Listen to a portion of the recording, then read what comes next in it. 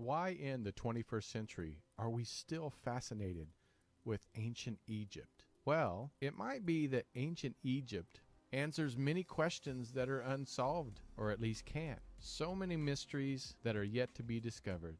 Well, today our guest needs no introduction, but we definitely honor him because if it wasn't for this man, most of us wouldn't be here doing what we do. Ancient aliens probably would never have happened. We have the best-selling author, Eric von Daniken, talking about his latest book, Confessions of an Egyptologist, Lost Libraries, Vanished Labyrinths, and the Astonishing Truth Under the Saqqara Pyramids. This book is about his friend, Adel H., an Egyptologist who at 16 was trapped for days under the step of the pyramid. Well, let's not listen to me any longer. Let's bring on our special guest. I'm Tony Sweet with Truth Be Told. Please welcome to the Truth Be Told studios, the one and only Eric von Daniken. There he is. How are you, Eric? Well, I'm sitting in Switzerland. It's winter. It's really cold at the moment, but I still love the country, and Switzerland is the best place in the world. I've never been. I always want to go, but the pictures are always beautiful. The videos are just, God has been blessed, or Switzerland has been blessed by God because it's so gorgeous. I can see why you live there. Well, thank you so much for being here. It's been about 5 years since you've been on the show, but like I said, you've been on many shows over your lifetime. So, and I'm honored to always have you on the show because you always bring such wealth of information to not just my audience, but to the world. And I'm excited to talk about your brand new book, Confessions of an Egyptologist. And, how do you keep coming up with all these books and information? What was it like to put this book together about your friend?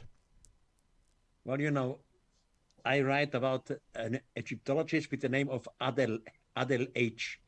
In reality, his name was Adel Hamad. And I knew him for a long time. Right. And he died nearly 20 years ago.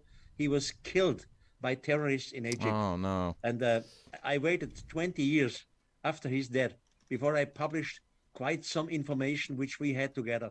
We have been sitting together sometimes night and days. We have been visiting the pyramids. We have been visiting Saqqara.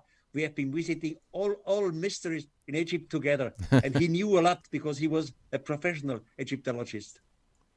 And writing about your friend, what was the significance of his story? Well, he was Egyptian, but he speaks fluently German because he studied for 6 years at the university in Vienna. He studied Egyptology at the university in Vienna. So it was a pleasure for me. I could speak with him not only in English, but also in German. And of course, I knew in some cases more than he knew concerning the old books. I read my Herodotus, I read my Platon, I read all the old writers. He didn't, but he was a local man. He was the one who was climbing into the tunnels. He was the one who was active in Egypt. I'm rather the man from the libraries, and he was the one, in practice. And how did you two meet, you said? Well, I always, practically every 2 or 3 years, I guide as a tourist guide, people to Egypt. And of course, every group in Egypt is also guided by a local Egyptologist. Right. And he was one of the local guides in Egypt for one of my tourist groups. And I asked him, was this coincidence? He said, no. He has read in the office that Eric von Daniken would come, and he knew 2 of my books. And he told me he was a listener at the Auditorium Maximum at the university in Vienna when I had a speech. So he wanted to meet me in person. He thought, I am a fascinating figure, and he wants to meet me. Well, what I found fascinating about this book, he was 16 years old, grave diving, and discovered a mysterious labyrinth. Was this a first, or was this something that was already discovered that was just not out to the public, or did he actually discover it? No, he actually discovered it. Only there was a British archaeologist. His name was Brian Emery, and I am not sure now, was he before my friend or later? Brian Emery discovered it under the ruins of Saqqara, kilometers and kilometers of tunnels. And Adel was in these tunnels as a 16-year-old boy. He was lost in these tunnels. He could not found an exit anymore. So he explained me quite in long time what his experience was down there. And what was his experience? Did he have like a flashlight? Did he? Because I'm sure that it was pretty dark. It was all really crazy. In the beginning, he had a flashlight because there was a small opening. His father was outside. Right. And his father gave him this flashlight through this small opening. Later, they had no more energy for the flashlight, etc. Everything went wrong. And he arrived into a room. He told me in this room was a chair, just a normal bloody chair, nothing special. No writings, no hieroglyphs on the chair, nothing. And he simply sit on the chair. And at the moment that he was sitting on the chair, the room started to enlighten in a yellow light. Yellow, not strong light, soft yellow light. The whole room was in yellow light. And he saw hieroglyphs. As a 16 years old, he could not translate the hieroglyphs. He saw different gods, which some of them had seen in school, and he was absolutely fascinated. He could not explain where his light was coming from. I could not explain it either later. Did that discovery ever get open to the public?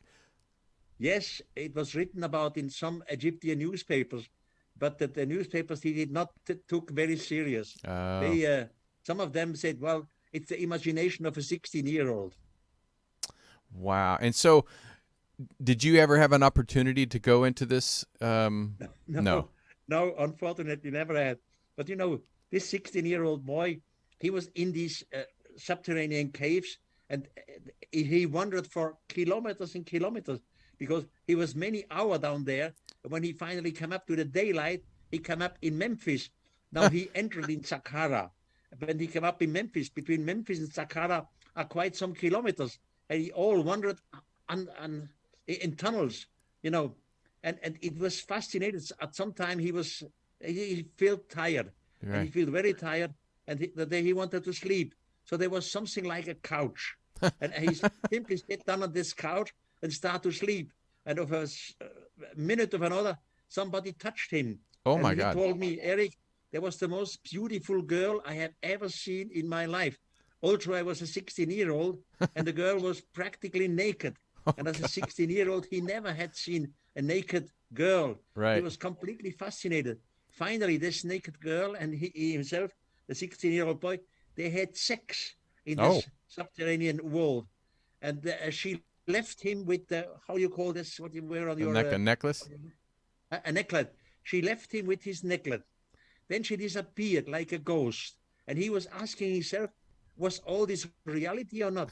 And he's finally, yes, it was reality because I had my sex and I have my necklace. The necklace he brought up to the surface and showed it to his family and to other people. So it was all a very crazy story. So this particular find, was it based on one particular pharaoh or dynasty or whatever they... No, they don't know. No, you could not know. He told me later that this underground world must be much, much older than official Egyptology knows. Wow. In official Egyptology, we know the pyramids, we know more or less the pharaohs, right. We know the dates, we know which pharaoh has constructed which building, etc. And in none of the old Egyptian hieroglyphs is something described of subterranean tunnels, and subterranean tunnels of kilometers and kilometers. It's not just 200 or 300 meters. It's kilometers of tunnels.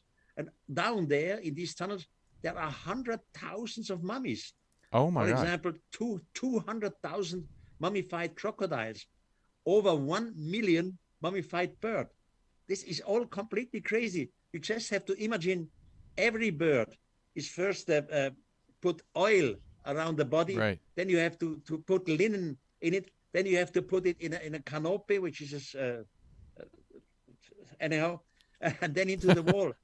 Millions. It's all crazy. Nobody understands it. Wow. And still, this is all still existing today, of course. A little part of the subterranean tunnels are open to the public in the meantime. One little part they call Serapheum. It's part of the tunnel system. The Serapheum is open to the public, and in there you have a corridor as large you could drive in with the tractor, with the car, and then right and left niches. And in these niches, the most gigantic sarcophaguses which the world had ever seen. Incredible sarcophaguses. And the Egyptologists who discovered these sarcophaguses were absolutely sure they were made for bulls, the holy bulls, the Apip bull. They opened it, and or there was nothing inside, they were clean, or they found hundreds of broken bones of different animals in the sarcophagus covered with bitumen. So there's another mystery.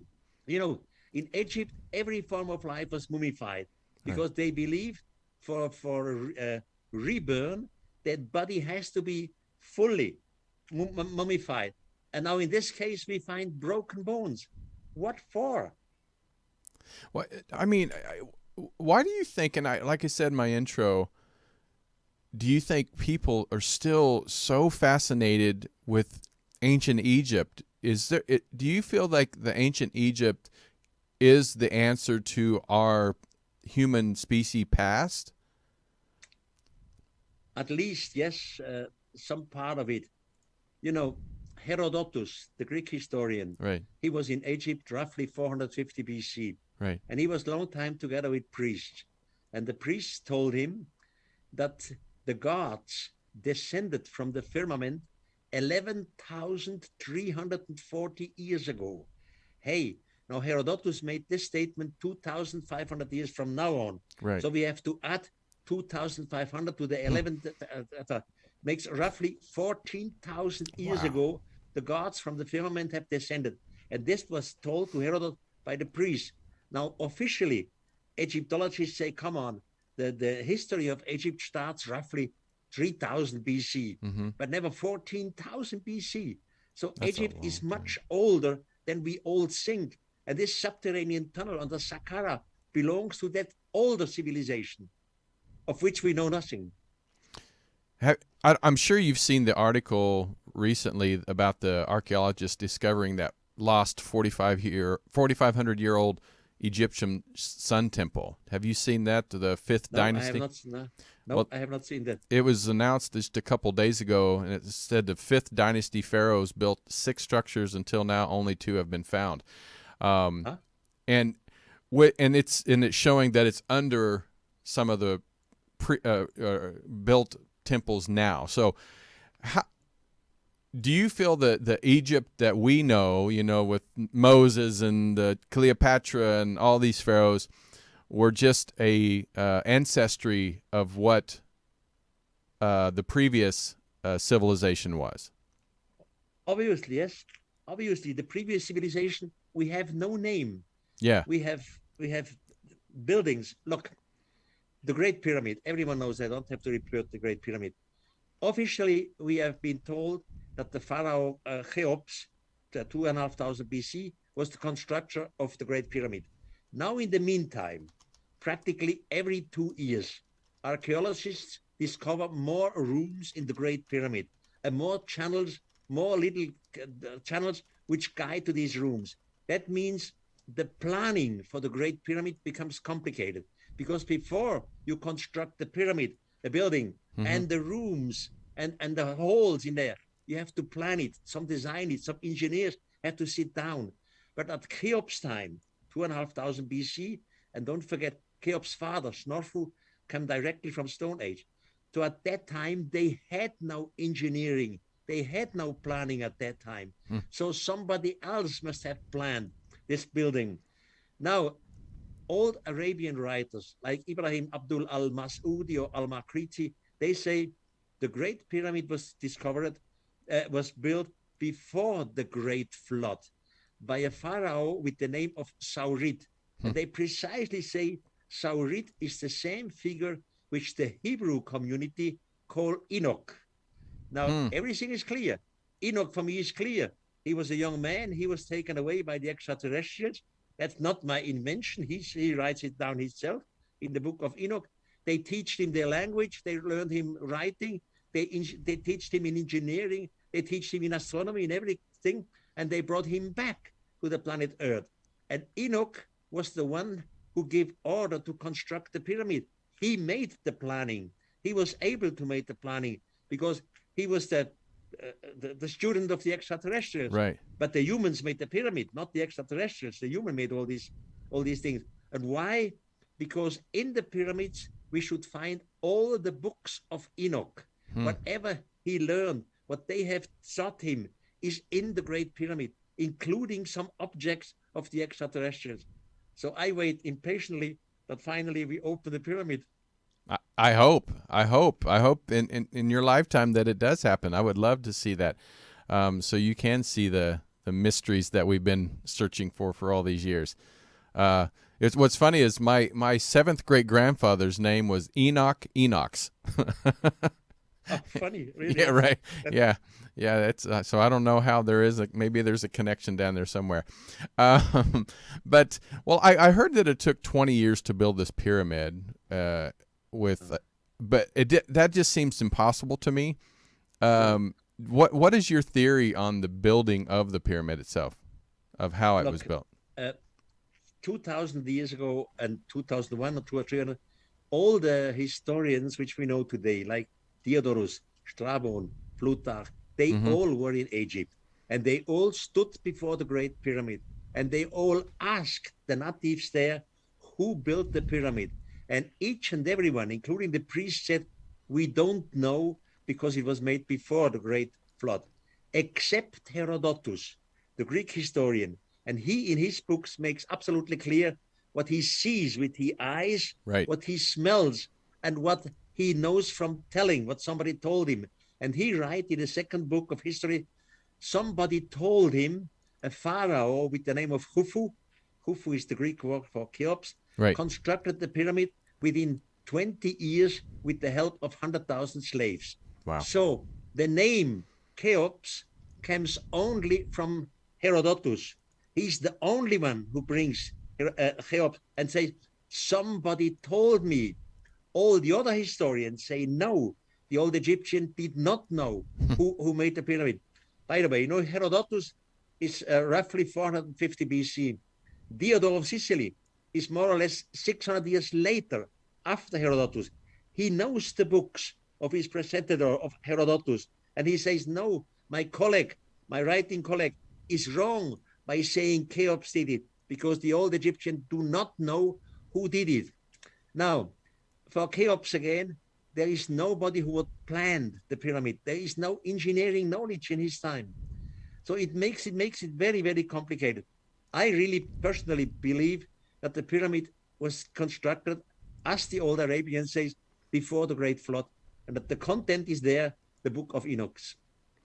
What I find fascinating, how many temples or pyramids survive just environment when compared to many other things around the world that don't last, 20 years, let alone 14,000 or 10,000, or how has this survived so long if it was before the flood? And if that's kind of a big mystery to me. That's kind of a big mystery for me too. Obviously, they work with quality.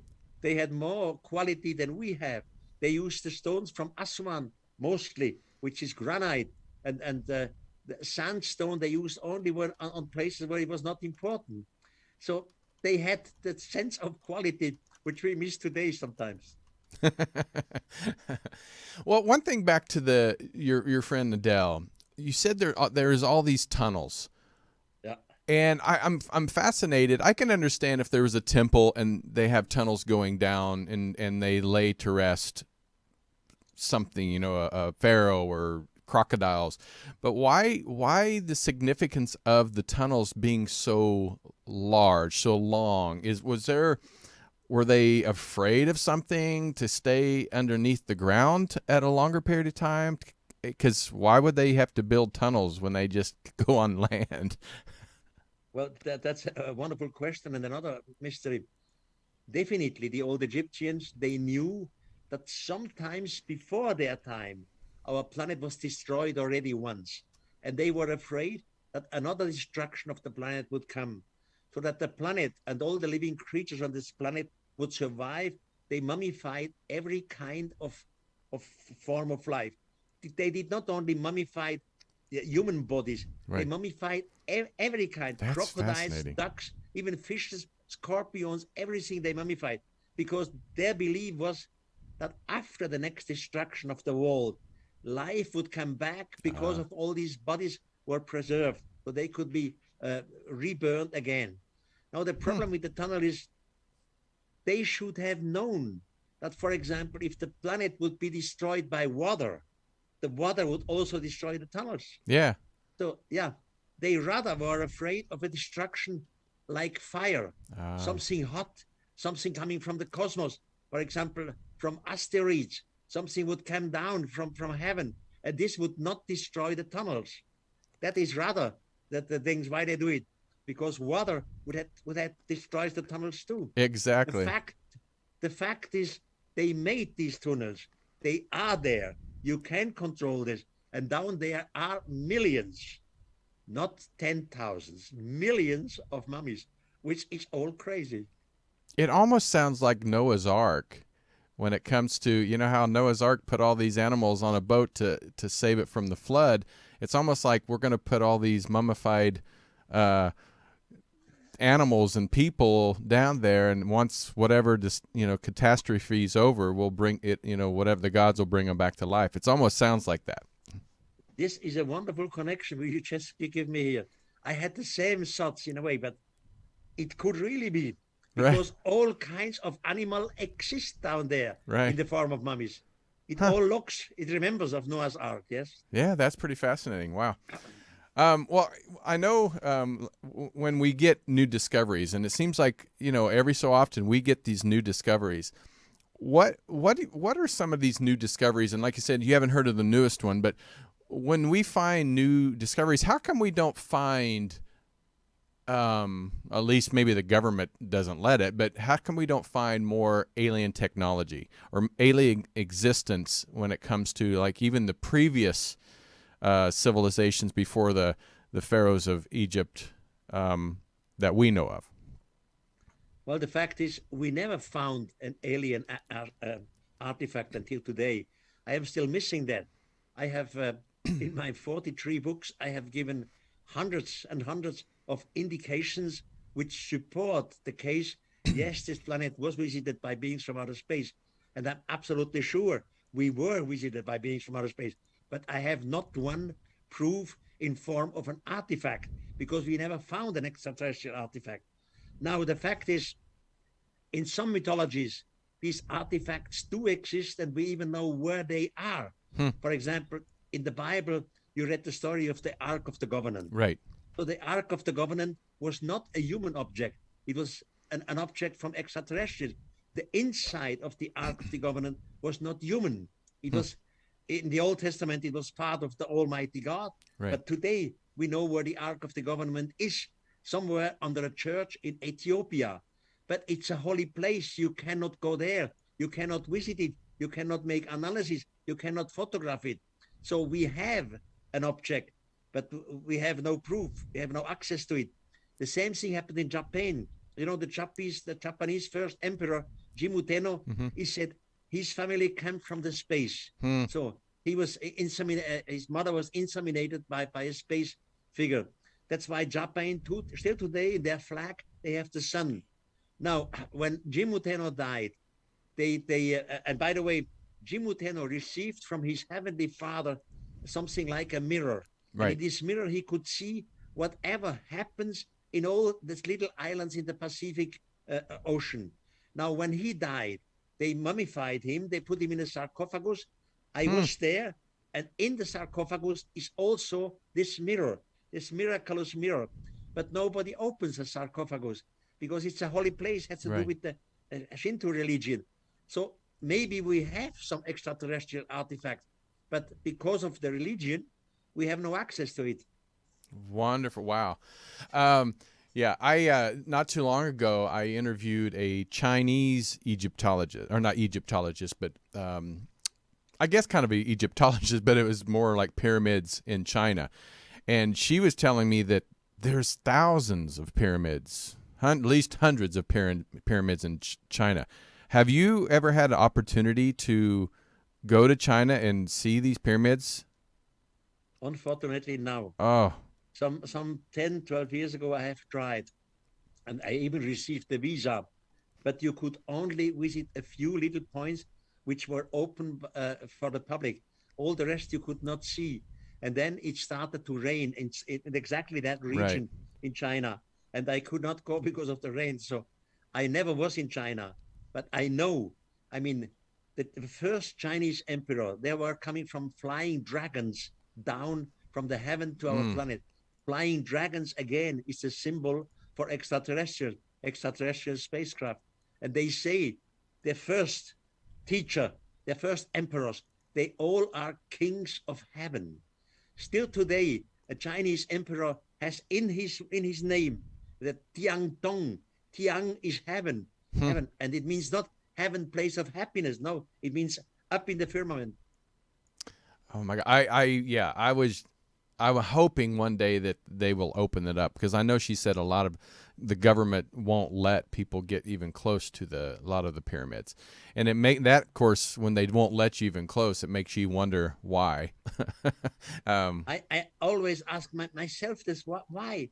Maybe it's a problem with religion. You know, if we definitely can prove to the world, yes, extraterrestrials were here, and yes, extraterrestrials promised to return in a far future. And yes, probably they are here again, you know, to speak about UFOs, we would have a shock. Our society is not prepared for that. We would think they want to enslave us. They want to take us over. We are afraid of them. We are not ready, the society. And, you know, these extraterrestrials, they could not do something with millions of humans who are crazy, who turn crazy. They need our help, our work and whatever. Personally, I think that today we are visited by extraterrestrials. I know that some thousands of years ago they were here. I know they have promised to return, and this promise of return has become part of every mythology, in every culture, worldwide, until today in every great religion. I am educated as a Christian. We are told in Christianity, one day Jesus will return. But the Muslim society says, no, one day Mahdi will return. Or the great Jewish community will say, no, one day the Messiah will return. Now, etc. This goes on. Now, obviously, not every religion can be right. Some of them must be wrong. And I'm afraid they are all wrong. Neither Jesus or Mahdi or Messiah or whatever will return. Simply extraterrestrials. They promised it in the deep past, and they have returned in present time. Well, this time of the interview, usually I reach out to my co-host on the chat room, and I hope you don't mind if I ask a couple questions from your fans and people that listen to the show. So let's see. There was one I saw here. It's Smile Away. That's his title. It says, oh, yeah. Is Eric familiar with Mario Biglino's work? And if so, what does he think of his theory? Mario Biglino is a brilliant theologian, and he has worked in the library of the Vatican for decades. And he has come up with, to my knowledge, with 2 books in which he clearly says some of the translations of the Old Testaments are wrong, because they definitely, in the Bible, in the first book of Moses, they speak about extraterrestrials who descended from the sky. So yes, I am familiar with his writings, and he's a brilliant professor. I'm not too familiar with him. I'm going to have to look into that. I love, you know, a lot of people listen to a lot of people's theories and see what they think. So, well, Eric, I know when you started writing this book and you wanted to honor your friend, and people started asking more questions about this particular discovery. What was it like to hear those stories from your friend? Because, you know, we sit around the campfire sometimes, or sit at home listening to our family tell the stories.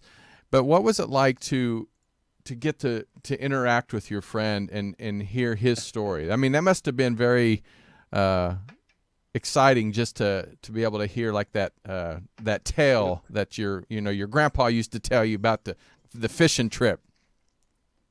I had my silly ideas about extraterrestrials already in college. Right. I had doubts in my Catholic religion, and I am a deep believer in God still today. By the way, right. I am one of these figures who still pray.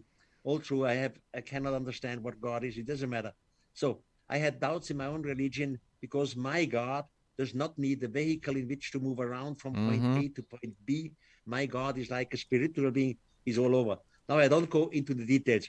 So I had these discussions already in college. And later, long before I published my first book. And of course, some of my friends loved me. They found it wonderful. Even some of the professors found my ideas wonderful. It was one of the professors who told me, Eric, go to the library of the university at the place in Freiburg and ask for the book of Enoch. So the discussion were going on before the publication of Chariots of the Gods. Then Chariots of the Gods come on the market. Of course, the official scientific community, they crashed it down. They said, this is all crazy. This is all nonsense. They said, first, we have no extraterrestrials.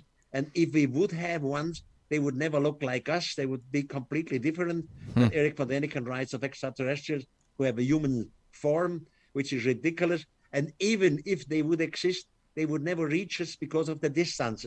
This is the light years between these stars and our. So everyone was more or less against it, including, of course, the archaeological and the theological society. They said, I interpret all this wrongly, etc., etc. Now, you know the story. I continued. It's my character. Oh, no, sorry. It's my type of character.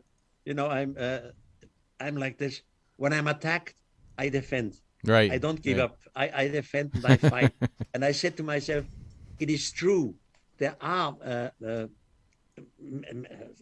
wrong things in my book, Chariots of the Gods.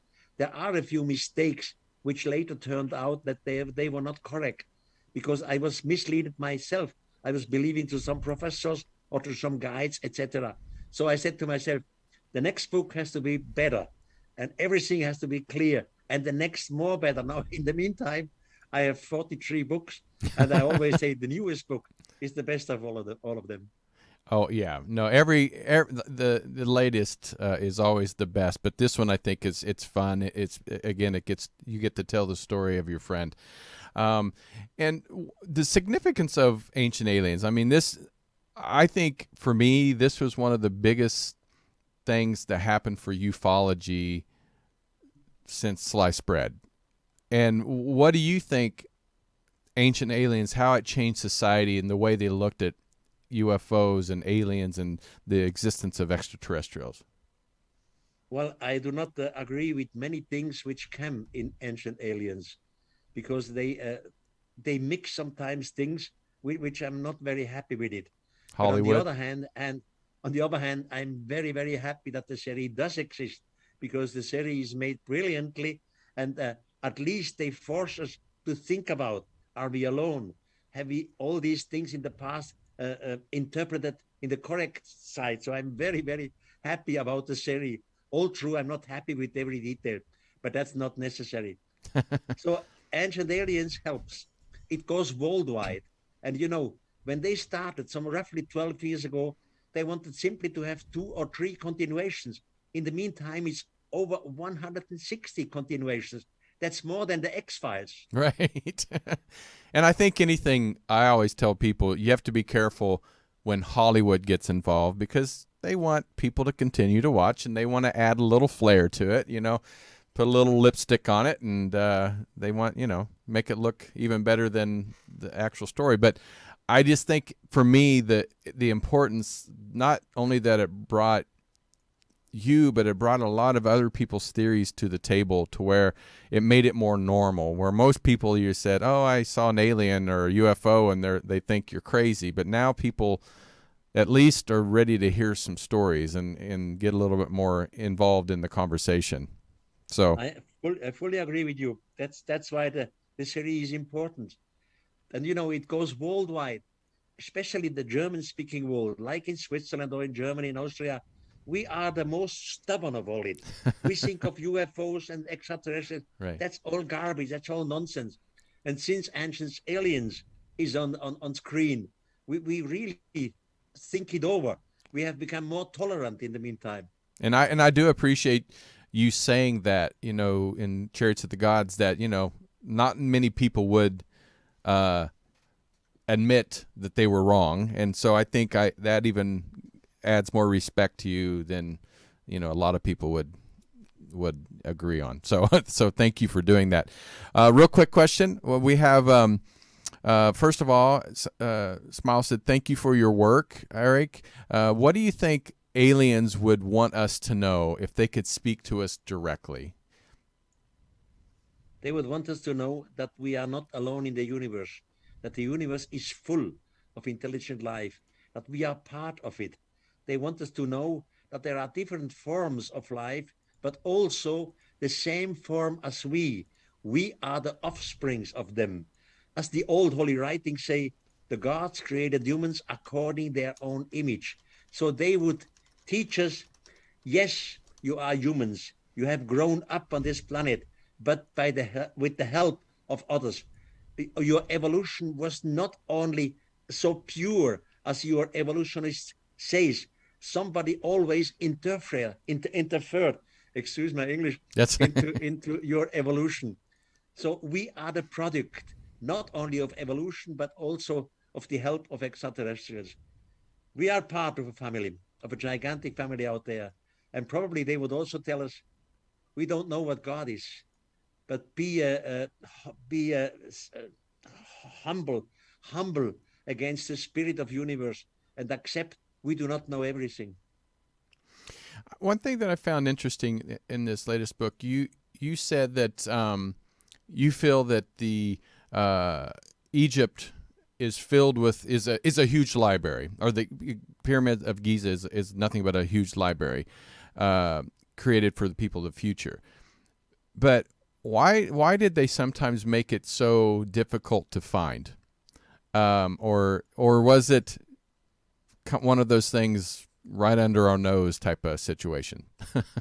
No, they made it so difficult to find correctly because they wanted to avoid that the wrong generation would open these buildings. If you would just have big entrance into the Great Pyramid, you have halls and corridors you can work in, then maybe 400 or 500 years in the past, somebody would just enter it. And they would find objects or books. They would not understand it. They would destroy it. So they made it complicated. They knew so exactly only a far future society, which has the technology with electronics, with robot, can discover these rooms. That was made on purpose. I mean, it is proven that in a lot of human beings, we find something. Look how many temples or pyramids have been looted and sold just for profit. It wasn't to preserve history. It was just more for money. So yeah, you're absolutely correct on that. Well, Glenn was asking, are we interdimensional with these aliens that created Egypt or helped create Egypt? Well, definitely. The first rulers of Egypt were extraterrestrials. That's not Eric von Daniken who says. That's the old writers, the old historians who say the first rulers came from space and they ruled over Egypt. Only later, human and half-human beings ruled over Egypt. And the first rulers in Egypt, they had these elongated heads. You find these elongated heads all in Egypt. All the pictures, all the sculptors, whatever. So you find them with these first dynasties, the first 3-4 dynasties, they all had these elongated heads because they were not human heads. They came from out there. So they knew that the first gods were extraterrestrials. Well, by the way, to interrupt, the first god of Egypt is Osiris. Osiris is the same as Orion. Oh, his really? wife his wife Isis is the same as Sirius. So Orion and Sirius. And in the meantime, there are quite people like Robert Schoch or Mr. Boval who say the three pyramids have the form, not the form, the thing of the star belt of Orion. Well, in fact, I'm going to interview Robert Schoch later today, so I'm excited about that too. But I have to say, you're a legend. You're a treasure. There we go. You're a treasure, not only of wealth, but just your passion for what. Not only of wealth. I'm not a rich man. No, I'm talking about a wealth of knowledge. Okay. That's what I meant to say. Sorry if that was misinterpretation. But no, you're a wealth of knowledge, but you're a treasure for this world. And when it comes to the ufology and just preserving our history, and I think it's very important because a lot of people don't want our history to be known. So thank you for what you do. I really appreciate it. Thank you for the interview. And of course, go ahead. Yes. No, you are a brilliant person. It's a pleasure to talk to you. Oh, thank you. You know, when I have speeches somewhere in the world, normally it's always overcrowded, which says to me there is an interest. Oh, yeah. Not only in the figure, but in what I have to say, what I have to show. In the meantime, we have this problem worldwide with Corona, which is terrible. Oh, yeah. You cannot have full rooms anymore, full halls. Right. It's a catastrophe. So, and I suffer. Since 2 years, I had only a few public lectures. That's a shame. Before the 2 years, you had over 250 lectures a year. That's what I said. I couldn't believe. I'm tired just thinking about it, but you don't ever seem to be tired. So congratulations on that. Well, people can get your book on Amazon. You can go to Daniken.com. Is there any other places you can pick up the book? And also, where are you going to be speaking anytime soon, or any? No, not to my knowledge, because of this COVID. Because this COVID.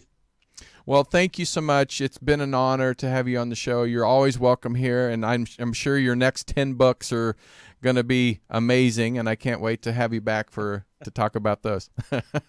One thing is sure, this planet was visited by beings from outer space thousands of years ago, and there is one person who can prove it, and that's me.